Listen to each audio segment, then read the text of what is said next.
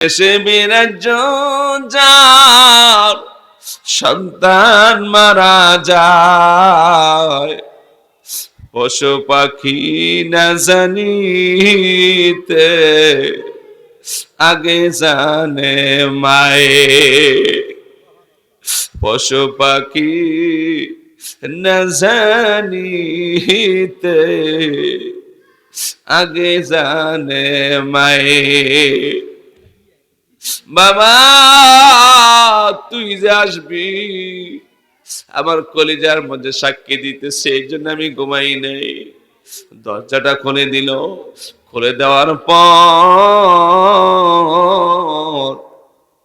মায়ের মুখের মধ্যে থাপা দিয়া ধরে জবানটা বন্ধ করে দিয়া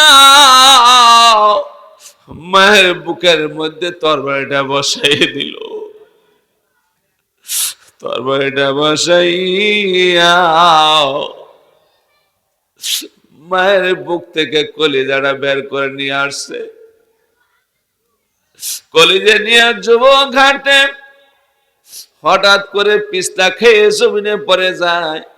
বলেন তো পিছলা খাইলে কারে ডাক দেয় আগে? মা গো, ঠিক কিনা বলে? ওই ওদের সন্তান পিছলা খায়া পইরা মা বলে একটা চিৎকার দিছে। চিৎকারটা দিতে দেরি রে, মার কলিজার থেকে আওয়াজ বের হইতে দেরি নাই।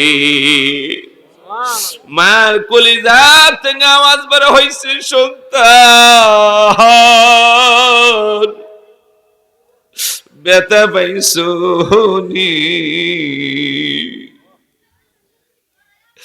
ইহুদি সন্তানের এবার ঘুম ভেঙে গেল, তার মন ভেঙে গেল। হায় রে, কেমন মা, আমি ব্যথা পাইছি জমিনে, আঘাত লাগে মার কলিজার মধ্যে। অসুখ হলে দেখি চাইয়া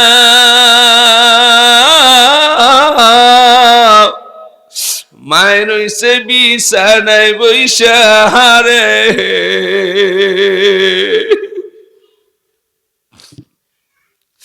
আমারে নিয়ে যাও আল্লাহ, সন্তানের নিও না। দুঃখের দরদি আমার জনম দুঃখী মা, দুঃখের দরদি আমার জনম দুঃখী মা। এই মেয়ের সাথে নাফরমানি চলছে আমার মেয়েরা। হযরত ওয়াসকুরনি রাহমাতুল্লাহ আলাইহি উনি চিঠি লিখছে, ইয়া রাসূলুল্লাহ, ইয়া হাবিবাল্লাহ, আমি কি আপনার সঙ্গে দেখা করব না আমি আমার মায়ের খেদমত করব? নবীজি চিঠি উত্তর দিছে, ওয়াসকুরনি, তুমি তোমার মায়ের খেদমত করো, আমার সঙ্গে দেখা করার দরকার নাই। সুবহানাল্লাহ বলেন। নবীর যুগে জন্ম, নবীর যুগে কালিমা পড়া মুসলমান সাহাবী হইতে পারে নাই মায়ের খেদমতের কারণে।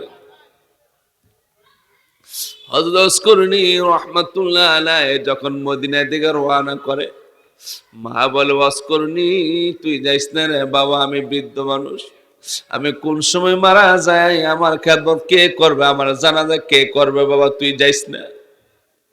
হযরত ওয়াসকুরনি রাহমাতুল্লাহ আলাইহি মায়ের কথার কারণে মদিনায় যাইয়া নবীর সঙ্গে দেখা করতে পারেন নাই। কিন্তু দেখেন মায়ের খেদমতের কারণে তার মর্যাদা কোথায় চলে গেল। আমার নবী ইন্তেকালের আগে সাহাবীদেরকে বলছে, সাহাবীরা রে, মালিকের কাছে যদি দরখাস্ত মঞ্জুর করাইতে হয়, কোন দোয়া যদি করতে হয়, আমার ওয়াসকুরনির দেয়া দোয়া করাইবা, মালিক মঞ্জুর করবে। তাহলে কোন পর্যায়ে গেছে চিন্তা করছেন? মায়ের খেদমতের কারণে। হযরত ওয়াসকুরনি রাহমাতুল্লাহ আলাইহি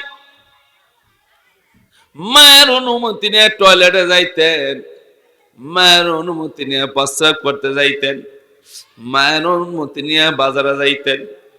কোন কাজ মায়ের হুকুম ছাড়া করতেন না। মা খুশি হইয়া হাত দুইটা তুলে দোয়া করে, মাবুদ গো, আমার ওয়াজ করুনি, যেভাবে আমার কথাগুলো শুনে তেমনি ভাবে তুমিও আমার ওয়াজ করুনির কথা শুনবা।